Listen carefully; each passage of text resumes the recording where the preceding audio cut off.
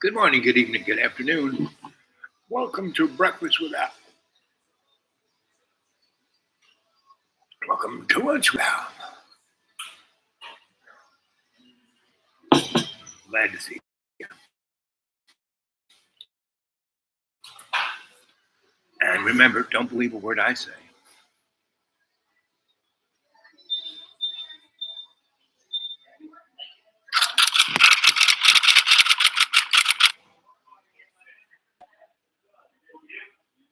Have you ever felt like you've been here before? Not just in a place, but in this life. Many of us have experienced moments of deja vu or unexplained familiarity with people, places, or skills we've never encountered in this lifetime. These experiences aren't just coincidences or tricks of the mind. They could be signs that you've lived before. The concept of past lives, or reincarnation, has been a part of many cultures and spiritual beliefs for thousands of years. It's the idea that our souls experience multiple lifetimes, each time learning and growing. While science may not have concrete proof of reincarnation, many people around the world have experiences that suggest their souls have indeed lived before. Today, we're going to explore signs that you might have lived before. These aren't just random feelings or hunches, but real, tangible experiences that many people report. As we go through these signs, you might find yourself nodding along, recognizing these experiences in your own life. 1. Unexplained fears or phobias. Do you have a fear that doesn't make sense? Maybe you're terrified of water, even though you've never had a bad experience with it. Or perhaps the thought of heights makes you break out in a cold sweat, even though you've never fallen from a high place. These unexplained fears or phobias could be echoes from a past life. Life theory. It's believed that traumatic experiences from previous lives can carry over into our current life by drowning in a past life. So, when I was a little kid, my father, and we were in Florida, Long Island, he joined a yacht club. Even though he had no yacht, but had a big fancy dining room that he could come in and be the star with my movie star mom and the feral Ku Klux Klan gaggle of kids he had. Anyway, but they did have a pool, and it was something I used to like just sit at the deep end and put my little legs in, and I liked how it felt on my feet, right? And at one moment, my father walked by me and basically just picked me up underneath my armpits and like slid me into the water deep end. It's probably about 5, and I went glug glug glug glug glug glug glug and to the bottom, right? And I looked up and I saw him up there looking down at me, and he walked away. And I just sat down there and watched everyone swim around, and I was not scared or anything, and it felt like that's where I belonged, the bottom of the pool, right? So anyway, I was there, and I wasn't like drowning or sucking in water or even thinking that I needed to breathe, right? And but I basically started to float to the surface, right? And then I was up there, right? And then the lifeguard kind of saw me. He jumped in, came, kind of got me, swam me to the shallow end where the steps were, and I just kind of paddled up there. And I went over to where the pile of towels were and got myself a towel, dried off, and got another towel and sat against in the grass where all the girls were sunbathing. I kind of sat above them where this big cinder block wall, retaining wall was, and I just sat up against it, and it was, shading me, and the girls were all below me, and everybody else was there. Right? So that was an interesting experience. I did not feel fear or scared or anything, and the lifeguard didn't even, chastise me or anything because I was floating there, and he just kind of grabbed me and swam me and said, didn't even say get out of the pool. I just kind of went over the pile of towels and got myself a couple of towels. Oh, a year or so later, we used to go to this place called Jones Beach that was manufactured by good old Robert Moses. And there's a northern state road goes like from Queens all the way to Jones Beach, right? 4-lane highway, right? And all the bridges that like the roads going over the highway is. And there was no real. There were a couple of places where you could get on the northern state and go towards, um, or it was called southern state. I'm not quite sure which state it was, but anyway, I guess it was southern state. Anyway, because the beach was on the southern side of Long Island.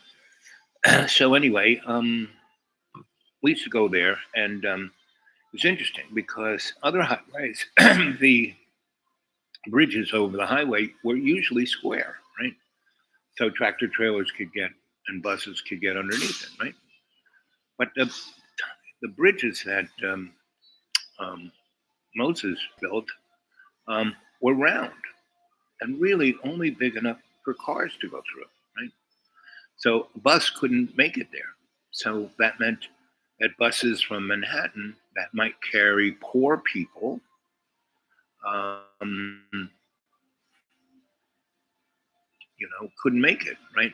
And so you got there, and there was a gigantic obelisk, right? That was the water tower, and the parking lots were humongous, right? Could hold hundreds of thousands of people. And if you didn't get there bright and early, you were going to be out in the North 40. So you had to like hike on this hot um, cement to then get to the beach, which was like quarter of a mile to the water, and that was even hotter, right? And so my dad used to actually kind of carry me. I was like Tiny Tim on his shoulders, and I kind of liked that. It was kind of fun. That was like the only real positive connection I was having with my father. Because I was small. He didn't notice me.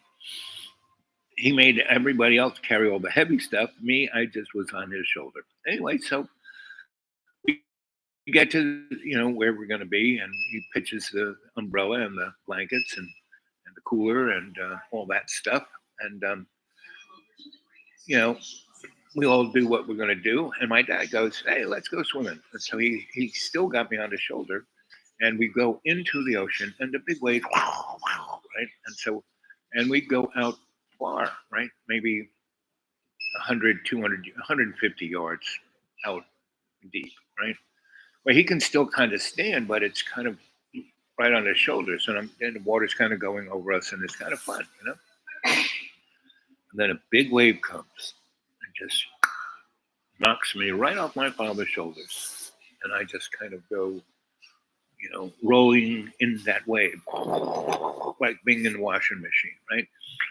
And again, not all it doesn't spit me out, but it kind of it was a rip tide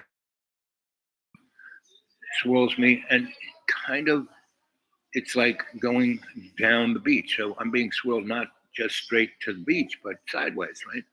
And then I kind of go under, and again I get swirly shooting that way, and then I get to the bottom of the thing, and the top of the water is maybe 6 feet above me, and I'm sitting there and I'm watching fish, and I'm going, whoa, look at all these fish! Not like the swimming pool. There's all these fish here. People don't even know that there are all these fish here, right? And I'm watching them all, and they're not all little teeny fish either. I didn't know what fish was what fish, but there were some pretty big fish there. And so anyway, I'm watching this all go to, and years later, I watched Sponge Bob, and it's just like that, right? And so, I'm sitting there, but I'm still being kind of buffeted by the tide. And then all of a sudden, this other big wave comes, and I get sucked up and shot out, right? But I have no idea how long I was under the water. But again, it's like I had gills, right? It didn't scare me. I wasn't, upset, nothing, right? Just kind of, boy, that was interesting. And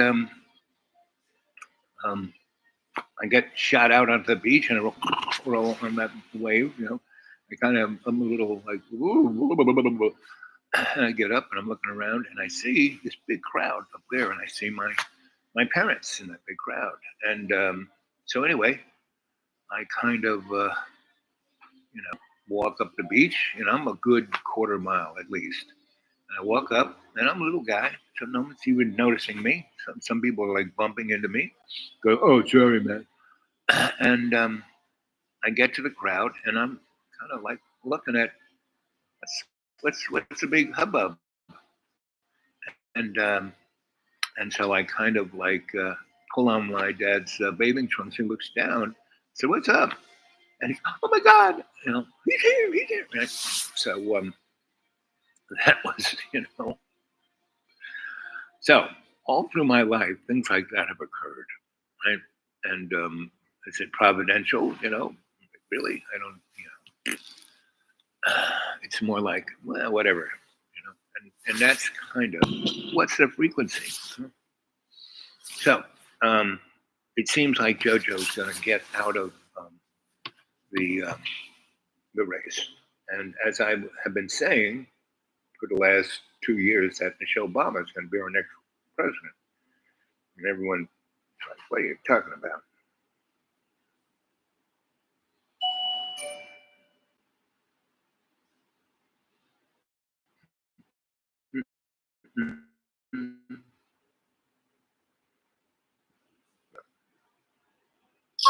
To 30.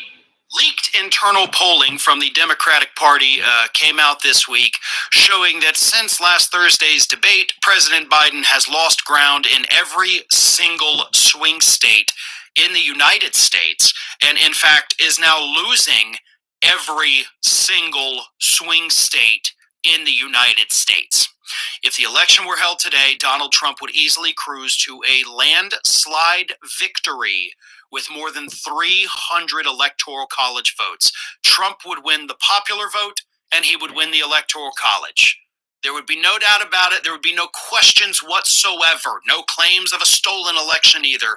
Trump is killing Biden in the polls, according to the polls from the Democratic Party itself. And as such, immediately, once these polls came out, everybody starts panicking. The Vegas odds are now favoring Vice President Kamala Harris to take over for President Biden at the top of the ticket. Polls are showing she is the most likely that would take over for President Biden. But unfortunately, polls also show that she would get trounced by Donald Trump.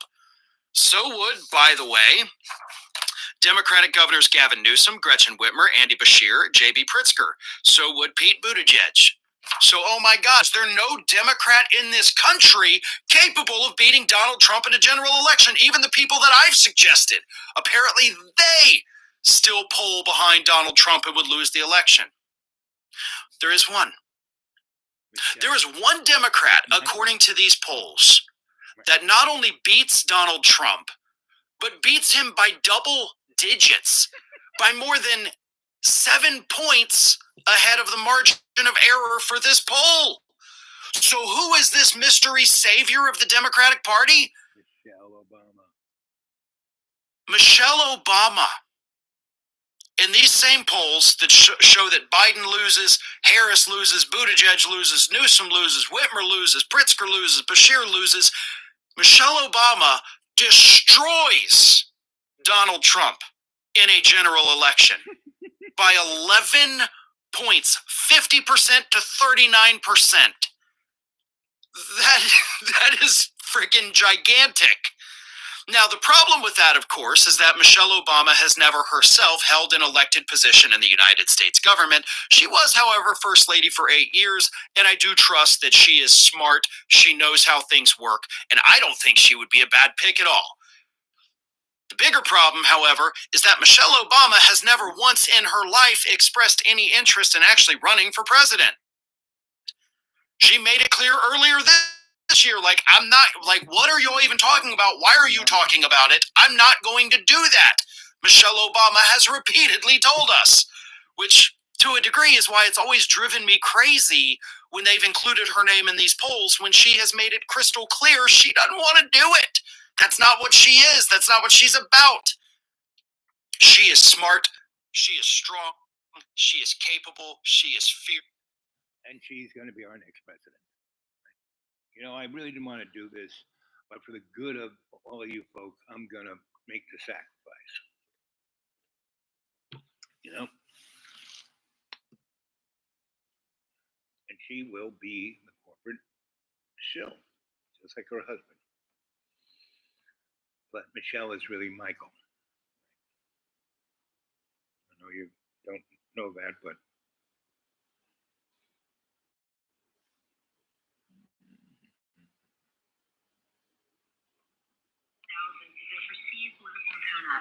it led to the death of around 25% of Cambodia's population. Although the story is ultimately hopeful, this isn't an easy subject, and the story includes some graphic descriptions of violence. Here's Arn Chorn live. And so we have a very violent way of thinking in a mechanistic way. And thank you to all of you. So when they asked me for a title for the public talk, and then he held a microphone. I asked him to hold a microphone, and he was so shaken.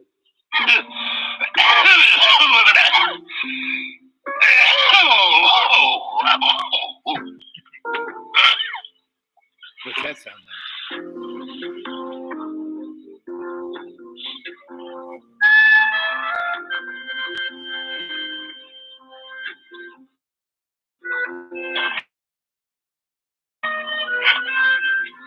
This is my public radio station in Tennessee. This is called alternative radio. Real food, real farming, for me, is the biggest climate solution. Fake food as a climate solution is a fake solution. Food is about eating. Food is about nourishment. And if it's nutritionally empty food, you're going to get all kinds of sicknesses and disease.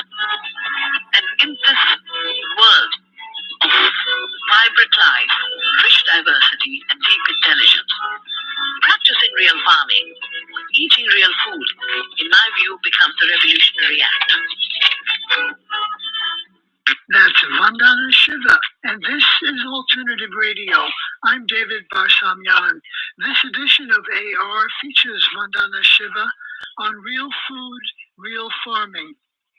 We live in a time where our connection with food and with the farmers that grow it has been undermined.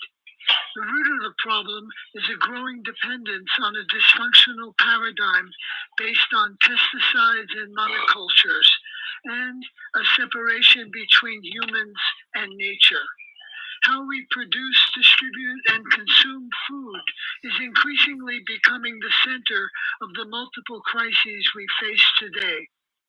Ecologist Vandana Shiva says, it is possible and healthy to have a whole and nutritious diet based on biodiverse plants. But, she warns, do not become subscribers to Bill Gates' fake food empire. We must, she urges, join hands with the earth and return to a culture of care that provides dignity to farmers who produce real food to feed the world. Our guest today is Vandana Shiva, an internationally renowned voice for sustainable development and social justice. She's founder of Navdanya and director of the Research Foundation for Science, Technology, and Natural Resource Policy in New Delhi. She's the author of many books. Her latest is Terra Viva.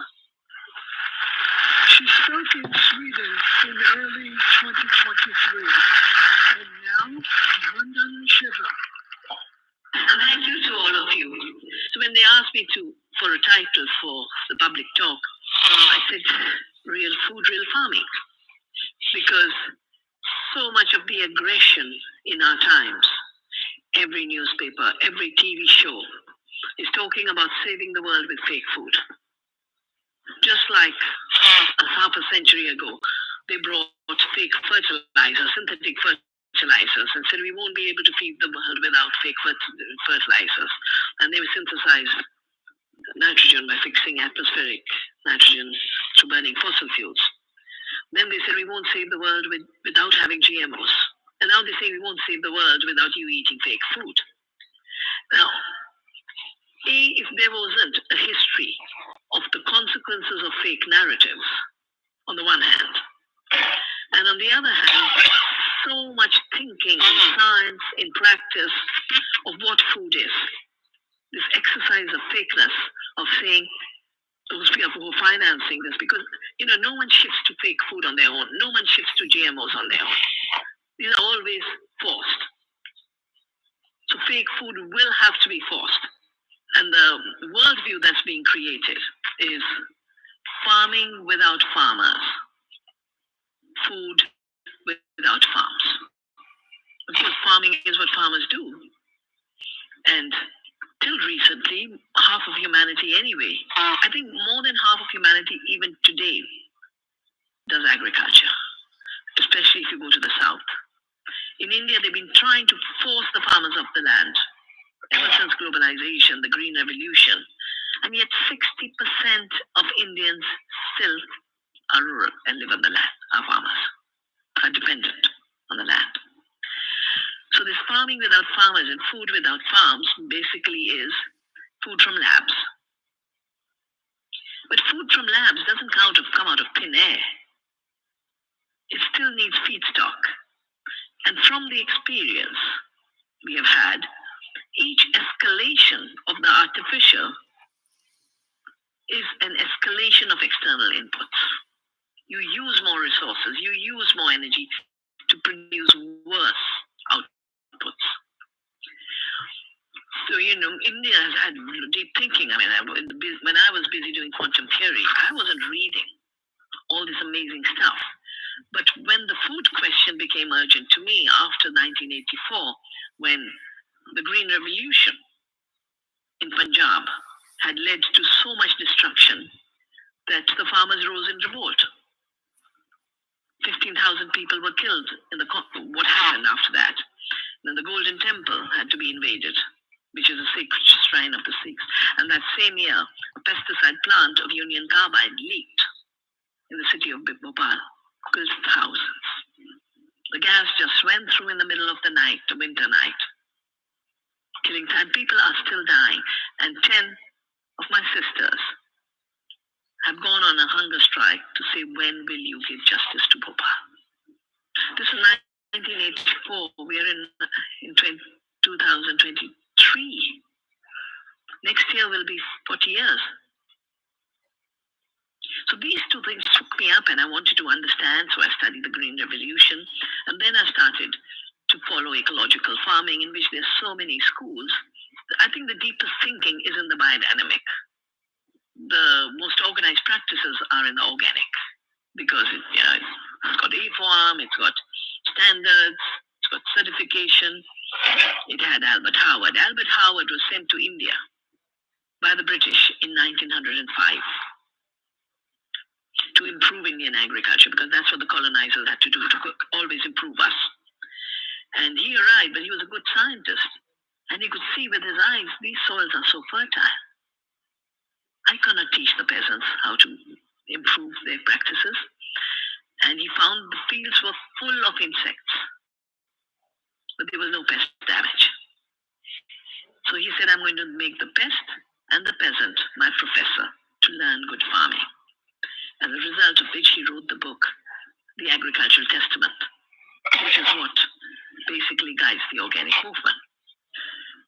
But we've been eating. Every being eats. To be alive means to eat. And when I started to investigate deeper more recently, I did a whole book on food and health and its links. I went back to writings of people who were looking much more at the spiritual values of food, at the ecological values of food. And I just want to open by sharing with some quotes. So I've come to the conclusion that the web of life is a food web. That food is a flow, it's a currency. Food is not stuff. Food is not a thing. Food is definitely not junk.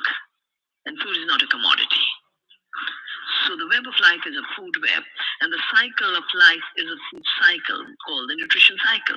Everyone knows the nutrition cycle is vital. It's a food cycle. And this is regenerative agriculture. Anna is food. A-N-N-A is the word for food in Hindi, in Sanskrit. It says, for it is of Anna that indeed all beings are born.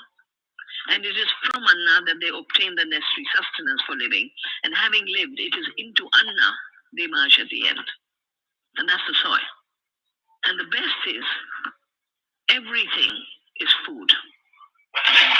Every being is made of food. Every being is someone else's food.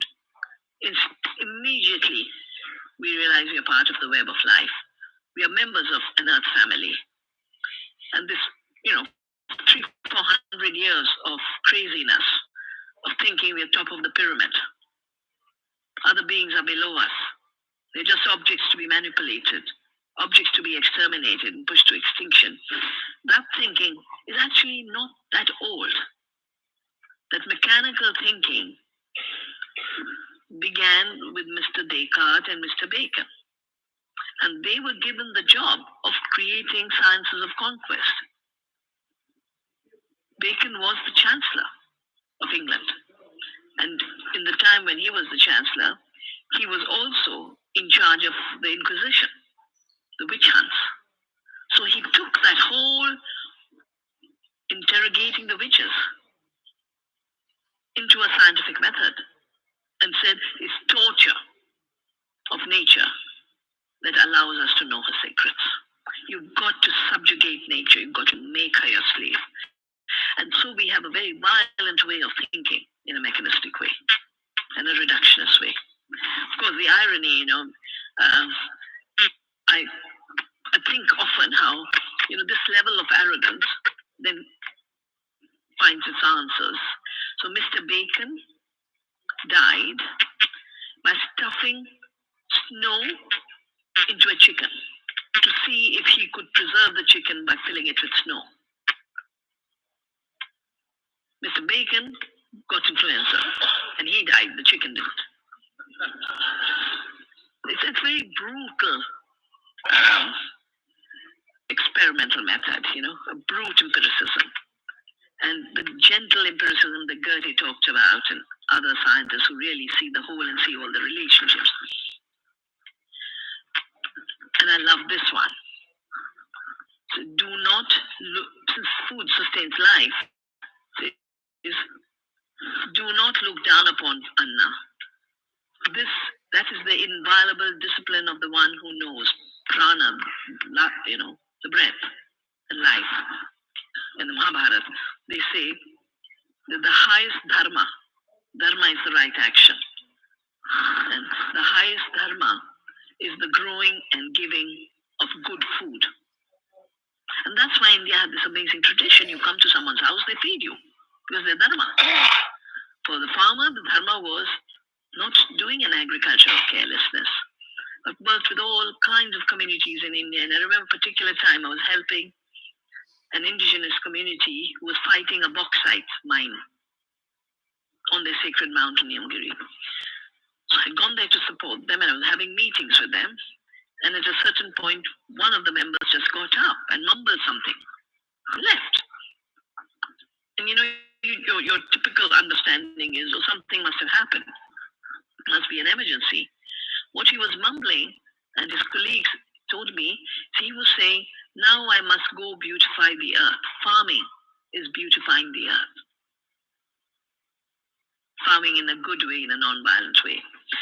So the growing of giving of food is the highest dharma. Not growing food, or growing food badly, or giving people bad food is the highest adharma, the opposite. So we've, of course, messed up with the food system.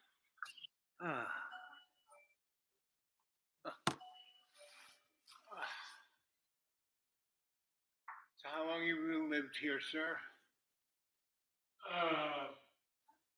Well, I was born just up the road there. So your whole life. I've about 30 years up in Michigan, General Motors. So when did you come back? And I've been back since 77. Really? I've been back. Yes, that's right. That's most people's lifetime around here. I didn't realize time went so fast. Yeah, you blink your eyes and it's Yeah, buddy. So- You live around 25 years. Yeah, about 2 miles from here. up near Trade. We're at it there. That's about where I'm at. Oh, well, just at where Greg's Branch is. Wow. Greg's Branch, Yeah, yeah.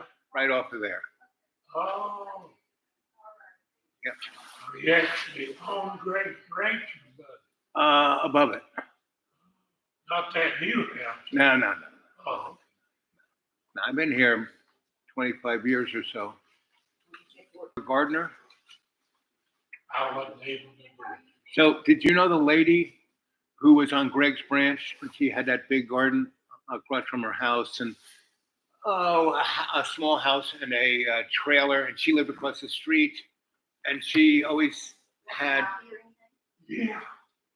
I forgot that. yep, and she always had fresh vegetables, and her husband kind of always had like ketchup and in the garage. They sold everything out of their garage, and that was like what I used to call a holler store.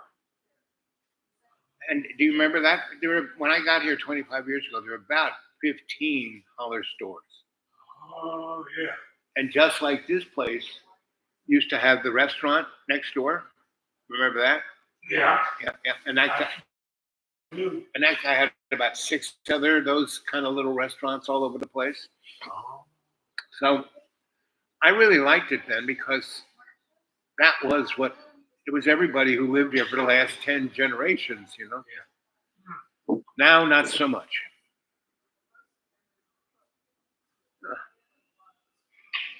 So did you have heart surgery? Yeah. When did you have that? That's why. Mm. Down the way down. Oh, you had to go down to Charlotte or someplace? Yeah. And then the next time I went Johnson. Vanderbilt. Yeah. Yeah, they wanted me to have it, but it's too far to go. I don't really have a car that would make it or anybody to drive me, so I'm letting God take care of it. Yeah. Neither one of them didn't do me. I know. Not a bit.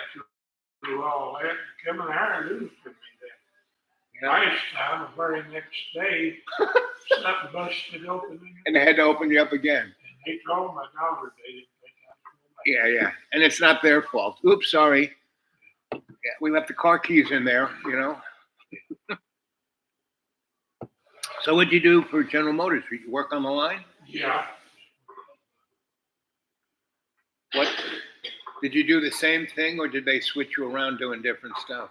They switched us around. Yeah. But you saw robots come onto the line, right? Yeah. You saw robots come onto the line, Yeah. like for painting and welding and like icky stuff that you probably wouldn't even want to do, right? Yeah. But it's gonna be interesting. So you got grandkids? Yeah. How many kids did you Don't have? have none around here. Nobody Nobody. around? No. Last one, they 10 hours. Last one just died. Sweetie, could you warm me up? Sure. Dump that out and put some hot in there. Thank you. Well, family is an interesting thing.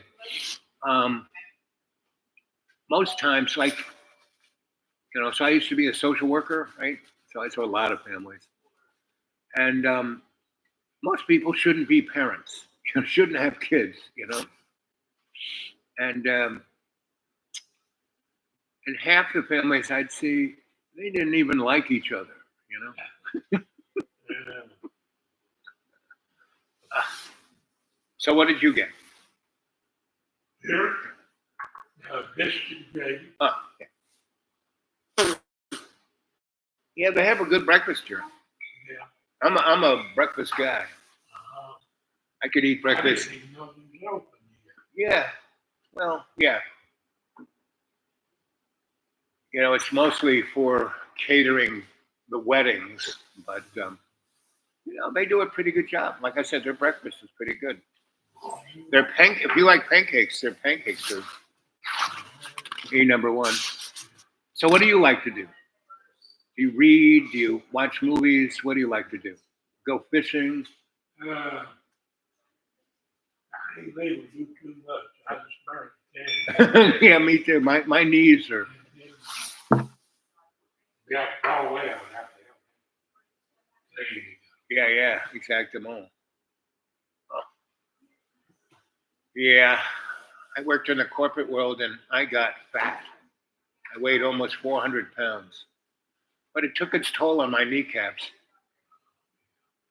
And, but I'm still here. I'm in my mid 70s. Thank you, Princess. Good. Thank you. Ooh, hot coffee. Thank you. Oh, man. Anyway,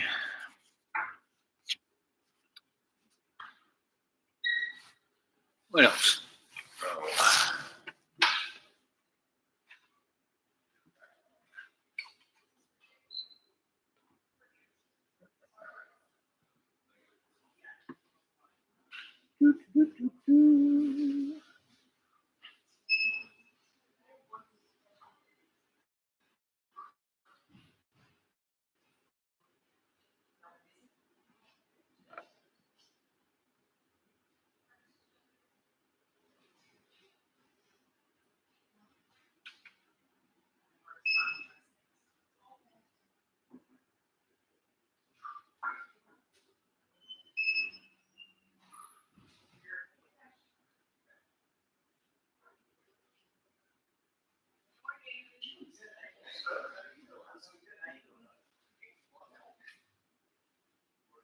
Feels like a lifetime ago, but it will always be remembered for this moment.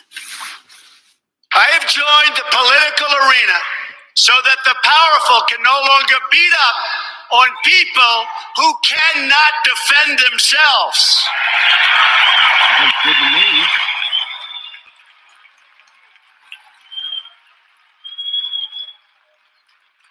Nobody knows the system better than me.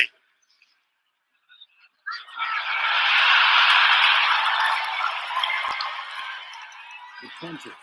That's what he is, the apprentice. Which is why I alone can fix it.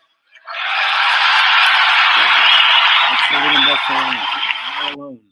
I alone can fix it. That instantly became the thing everyone took away from that speech. It really nailed exactly how Trump managed to turn the Republican Party into a cult of personality focused on just one man, Donald Trump himself. But in the 8 years since then, the cult of MAGA became something of an established religion in American politics. Trump spent that time fashioning himself as a quasi-messianic figure to all of his followers. And then last weekend, a shooter's bullet narrowly missed Trump's head during a rally in Butler, Pennsylvania. That gave his followers all of the confirmation they needed to fully deify Donald Trump, to thrust upon him the mandate of heaven itself. And Trump used his speech last night to take his martyrdom to the next level. I'm not supposed to be here tonight. Not supposed to be here.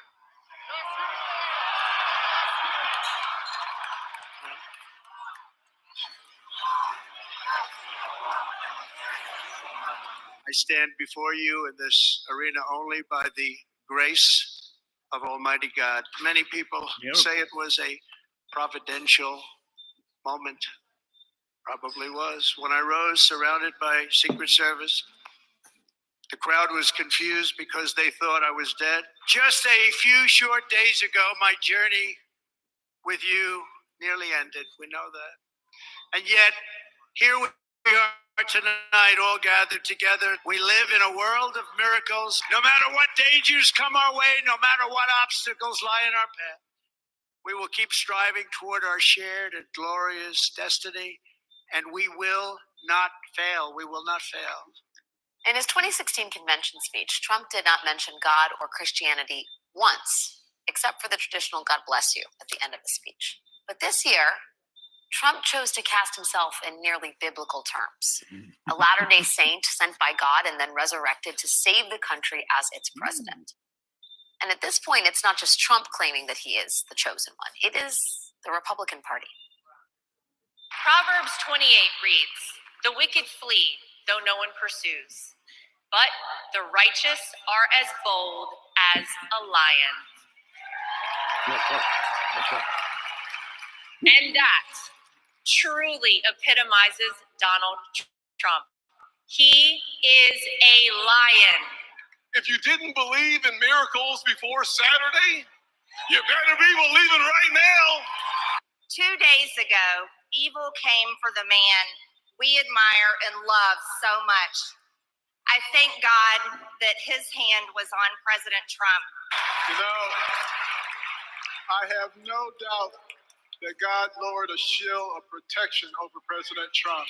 God Almighty intervened because America is one nation under God, and he is certainly not finished with President Trump. By the grace of God, divine intervention, and your guardian angels above, you survived. Now, Donald Trump's religious identity here is more than just rhetoric. For the past 4 years, Trump has aligned himself with the Christian nationalist movement, which has long been part of the Republican Party base, but which has gained enormous influence in the last decade.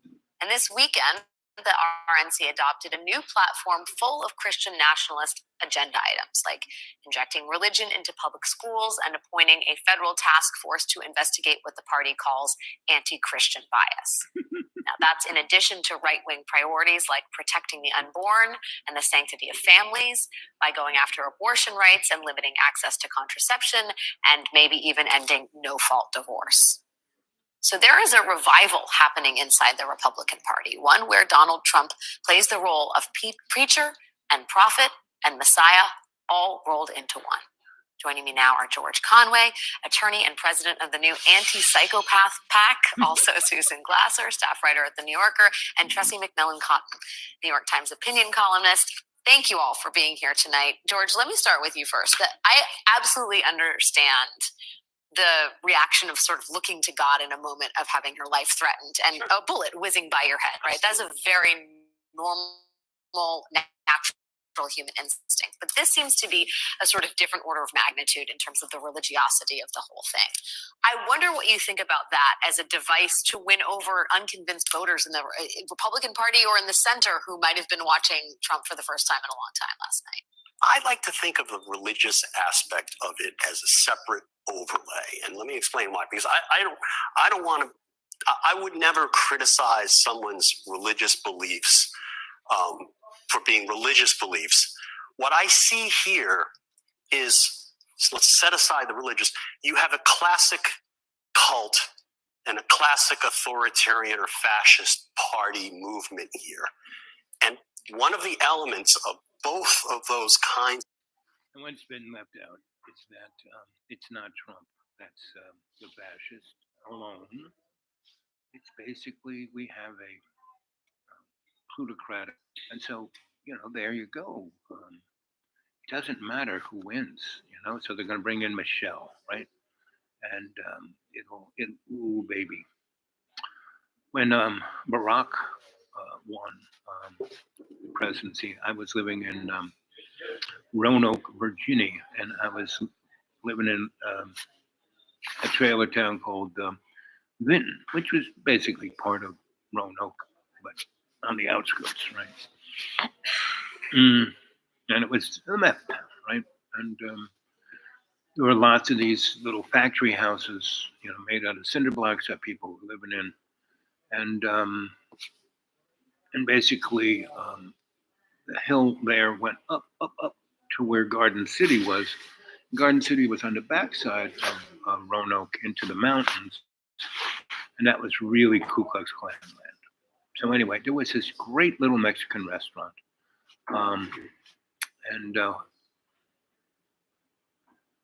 Angelo's, and right on the main drag, and he'd been there for at least 20 years, and he'd bought a bunch of things, and there was another in the little drag 460. There was a place called New York Pizza, which was, you got New York Pizza, right?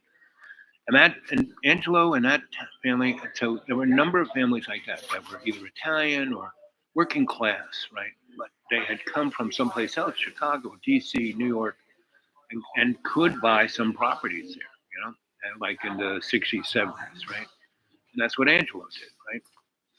And that gave him, investment and, value added, because the only thing that you can have in this country of value is property, right? That was based on our Constitution. So we are looking at the world around us, right? And we are heading into a world that people don't even have a clue, There's going, like yesterday, there was a computer, blah, blah, blah, right? And half the world kind of went out. Sir, it was a pleasure talking to you. Yeah. Yep. Yeah, same here. You have a good day. Thanks, you too. Yep. I'm glad to see we're both Tennesseans. Yeah. And guys like that, I'd rather have him for president, Well, that lady was talking about farming, right? But you have to realize that Donald Trump is not there to represent you. He came from, millionaire class, and he's not the richest. None of the guys who are, like Elon Musk and micro penis Billy Boy and all the rest, they're just poster boys of wealth. The real wealth you do not see. You're not even close, Juan Schwab and Mr. Rothschild, and those are getting closer, but they're still not at the top of the heap. They're still, bagman for the folk who are in charge. And who's in charge? If you look at They Live, by Carpenter, that's more the case. We have had a hidden ilk, and the Wizard of Oz, that was, written by an economist, follow the yellow brick road, follow. What are those yellow bricks? Gold bricks from, Fort, where they kept all the gold in Tennessee, near Leavenworth. Anyway, so we are experiencing, 3 or 4 years ago, I've been doing this show now almost 7 years, right? 3 or 4 years ago, I started a series called The Big Splat. It's still under Dreamy Dreamland, but if you go to my channel and look for Big Splats, I don't know how the algorithm will find them, but really all you got to do, go and look at my past shows. If you like this one or the one before or before that, go look at them. And, how about some thumbs up? How about hit that subscribe bell, get more people watching. There's nobody been watching this thing for the last 48 minutes, which is fine by me, because fine by me. I mean, I would like it if it was more, but it doesn't matter, because this is a shamanic pebble dropped into the pond of the World Wide Web, right? And so, Joe Biden, if you look at, Joe Biden is probably a fracking clone. And so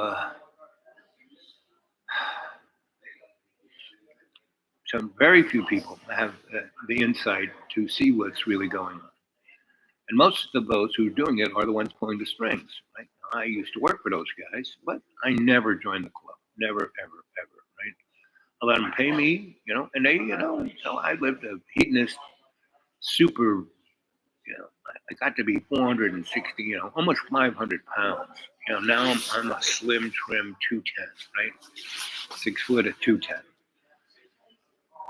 So, I lost, 250 pounds. Otherwise, I'd be dead. I mean, I hobble around because carrying that weight for 15 years destroyed my knee joints, right? And my ankles. And I had all the genetics of my mother. All my brothers and sisters had my dad's genetics. I had my mother's. And so, she had cottage cheese teeth, or no teeth, My gums are pretty strong though. The only thing I can't eat with these gums is steak and corn on the cob. Now I can, slice up the steak and slice up the corn and boil it up and make it soft, and I can eat it. But otherwise, no. So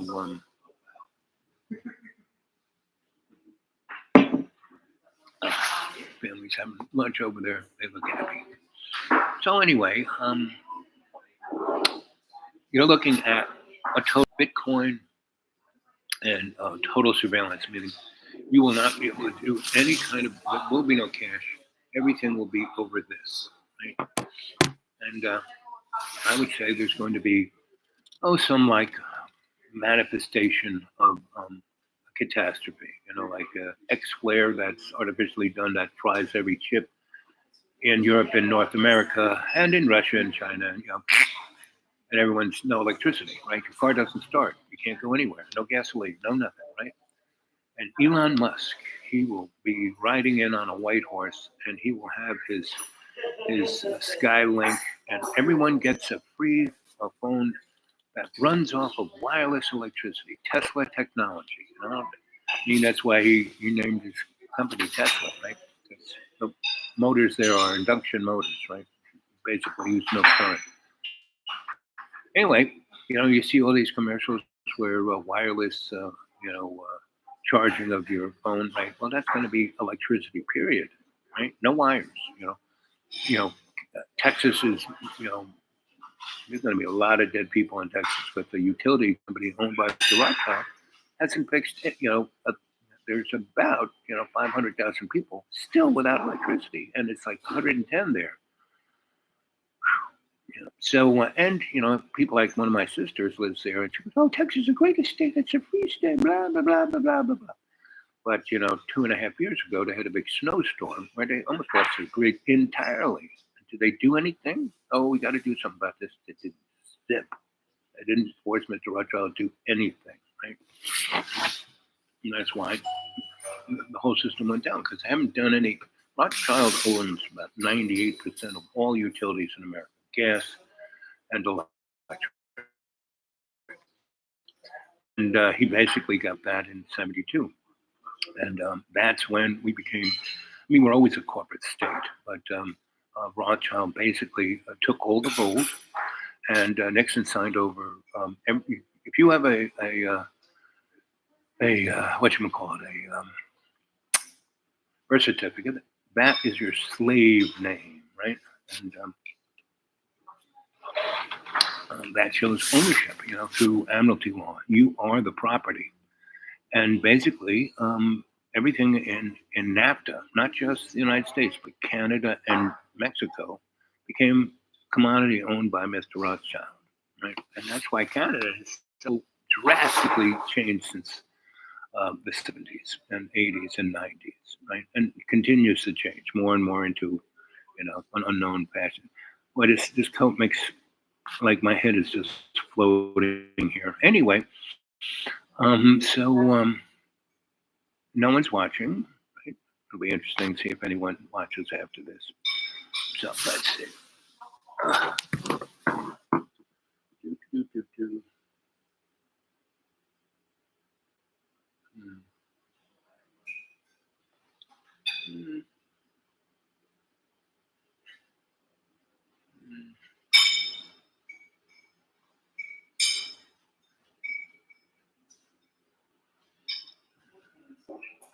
The intersection of faith and politics has been a central message we've heard this week here in Milwaukee. It's also something our own Judy Woodruff has been following closely as part of her America at a Crossroads series. Judy's with us now for a closer look. Thanks for being here. Absolutely. Very good to be here. It's great to have you. So as Amna mentioned, you recently filed 2 reports about the role of politics and the political divide in the white evangelical church.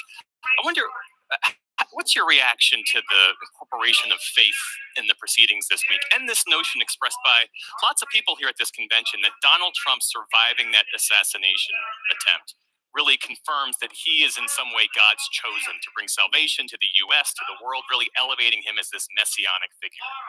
You're right, Jeff. There's no question there's been an effort on the part of some of the speakers and certainly on the part of some of the delegates as you talk to them, the sense that they want to or that they feel that faith and their Christian faith, has been invoked by this incident. I think Senator Tim Scott the other night. Over 50 years ago, my father made a commitment to this community to provide trusted legal care. That's still our commitment. Support for this podcast comes from the Neubauer Family Foundation, supporting WHYY's Fresh Air and its commitment to sharing ideas and encouraging meaningful conversation. This is Fresh Air. I'm Terry Gross. My guest, Rachel Maddow, has a new hit podcast series called Ultra, in which she reports a little-known story about an ultra-right, pro-Nazi movement that plotted to overthrow the U.S. government by force in the lead-up to World War II. These groups work with an agent from Hitler's government named George Viereck. He also colluded with over 20 sitting members of the U.S. Senate and House of Representatives to launder and spread Nazi propaganda, often at taxpayers' expense.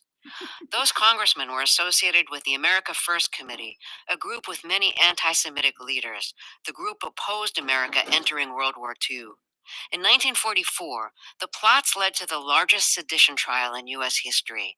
Maddow says there's a reason to know this history now, because calculated efforts to undermine democracy, foment a coup, spread disinformation, overt actions involving not just a radical band of insurrectionists, but... Okay, enough of that. So,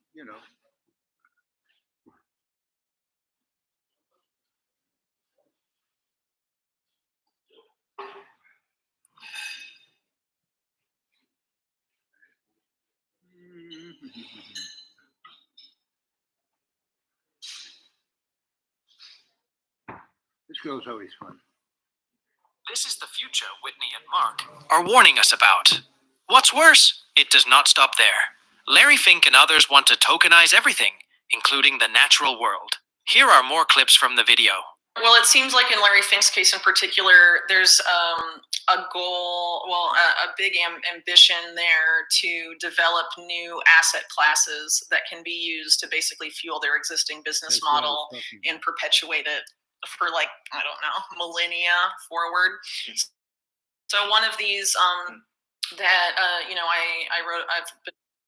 Dental insurance from Physicians Mutual Insurance Company helps cover preventive care, basic work, and major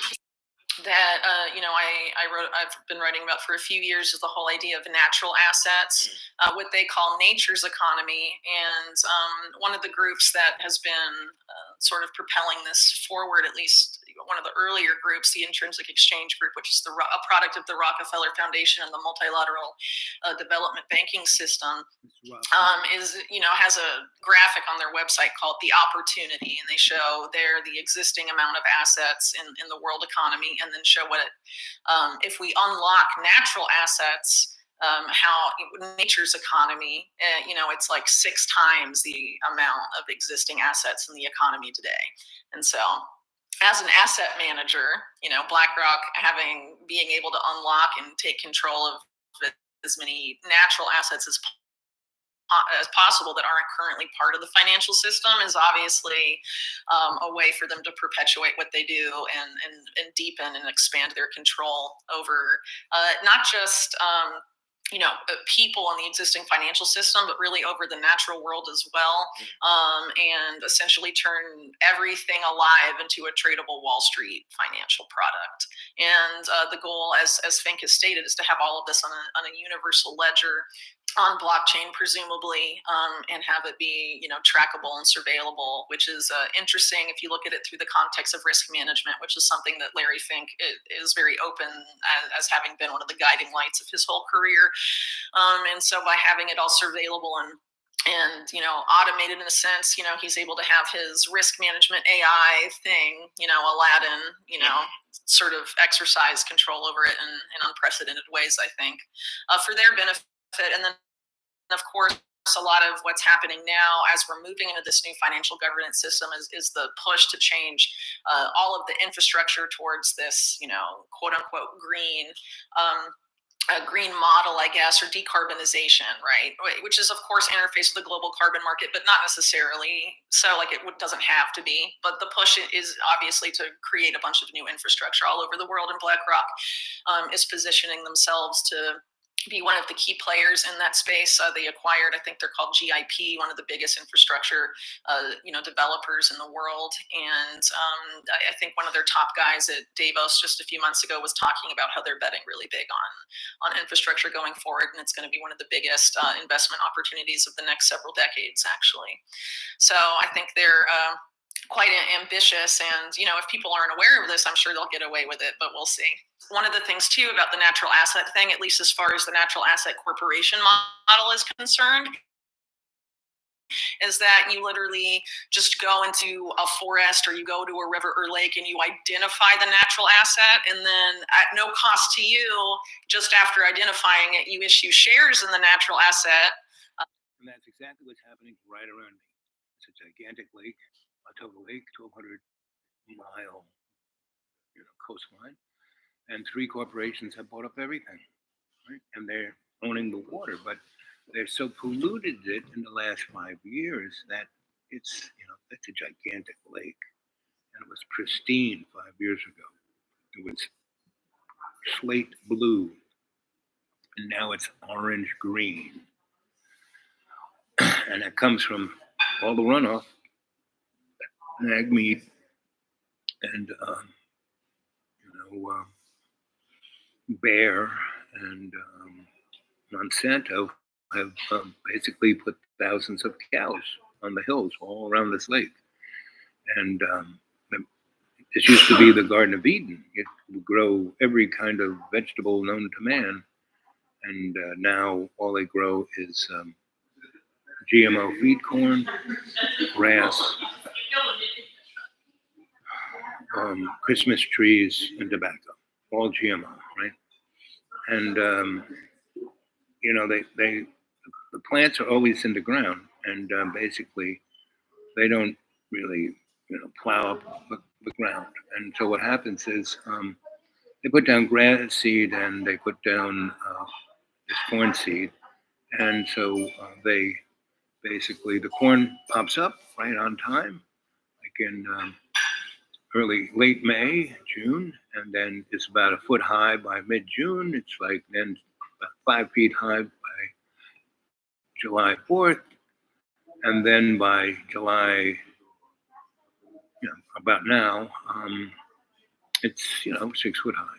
Do they cut it down? No, they don't harvest it. They leave it there until October, and it turns, drier than dry, deadlier than dead, just dead, right? But when it's right about now, if you go get a corn husk and open it up, it's bloody red, right?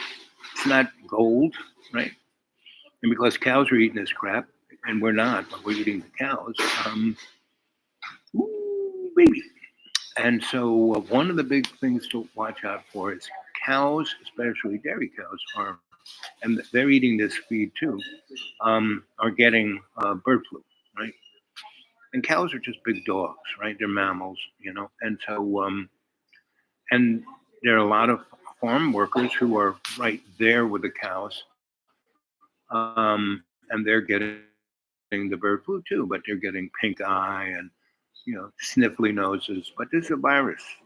The virus takes a little turn one way or the other, and we have something worse because it's brought around by birds. And it's wiping out whole flocks of chickens. That's why eggs and chicken meat is going up and down and up and down, is because, anyway. So I would say the 2 big things to the red flags or blue flags or black flags or whatever color flag is going to be the bird flu, which will make COVID look like Goldilocks. It will right away wipe out in the United States close to 15 million people, right? And it doesn't matter who's the president, but I'm thinking that Donald Trump is going to be voted in, right? But if and what's his name, Jojo? He's a clone. He's not the Joe Biden of the 1990s who brought in decontrol so we would have the economic collapse of '08. He's not the Joe Biden that brought in, the drug wars that put 60% of all the black males in jail. He's not that Joe Biden. He's not the Joe Biden that was all in for the Iraq war under George W. Bush. He's not that Joe Biden. He's not even the first copy. The Joe Biden we have now is like Joe Biden 6.0, And so, and Donnie, he's wired, that's for sure.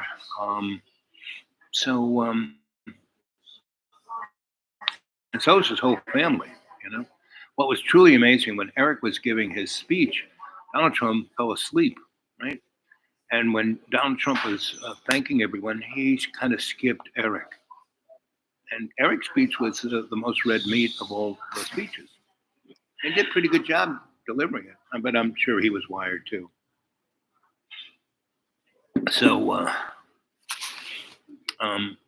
if Donnie wins, the 2025 thing will bring on all of this, but in a more Hunger Game kind of way, right? And if Michelle Obama gets in, we're gonna have a civil war, right? Which would be fine because between the collapse of all electricity, there was a TV show 10 years ago that kind of mimicked this. That DARPA was fooling around with something that they could like aim at an army and then hit the button, all their electric stuff would die, their tanks, their cars, their planes, everything would die. While they were experimenting, they hit the button and wiped out all electricity around the world. So it sent everyone back to the Civil War. So they still had artillery, they still had machine guns.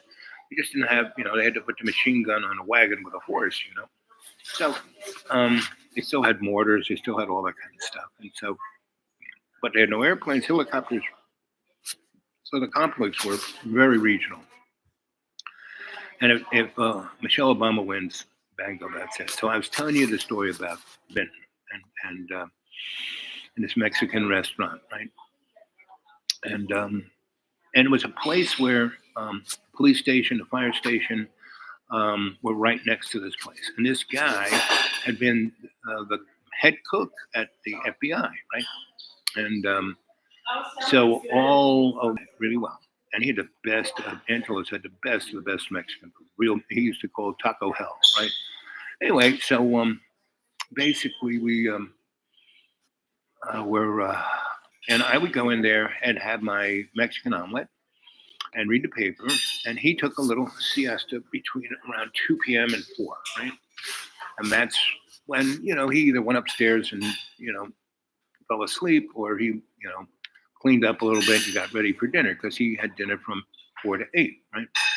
And in that period between 2 and 4, he would make a bunch of chuchifritos and tacos, soft tacos, right up.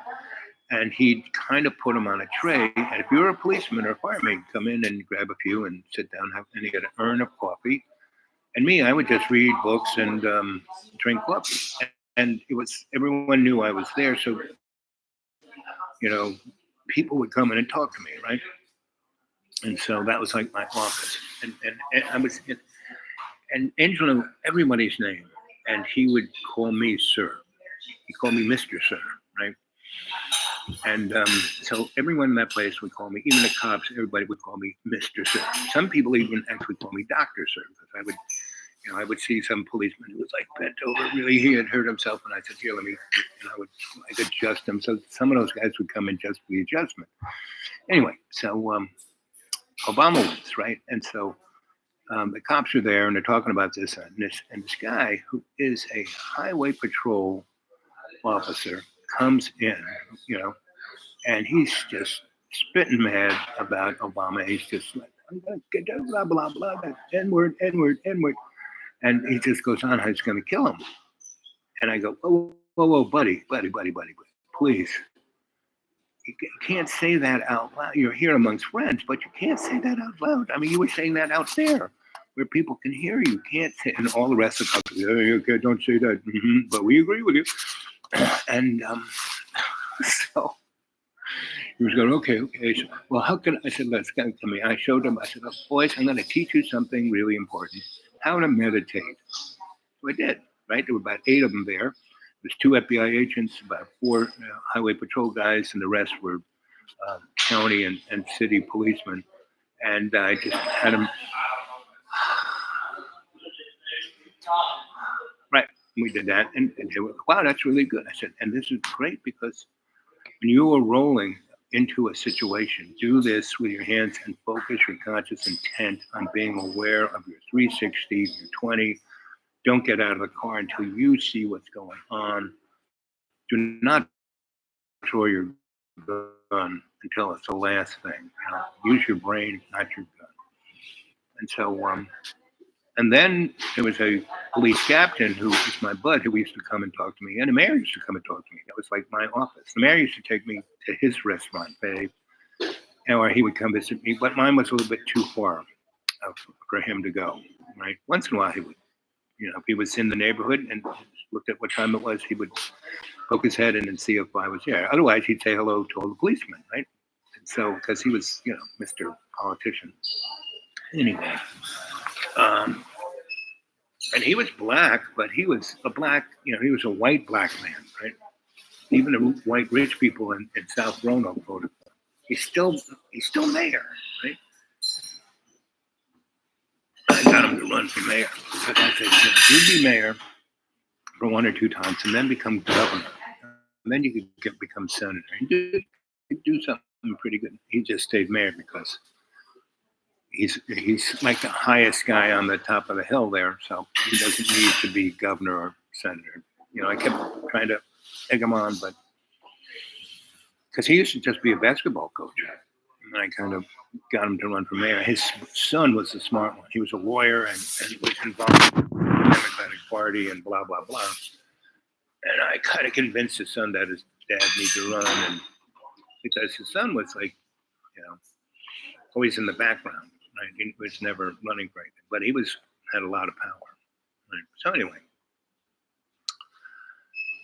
no one has watched it. Hour and a half. How much time we got left in the juice there? I'm gonna go. Okay, because it's sunny. See you later. Bye. Love you guys. I'll probably come back in an hour or so and do another 20 minutes because that's about all I got on the battery.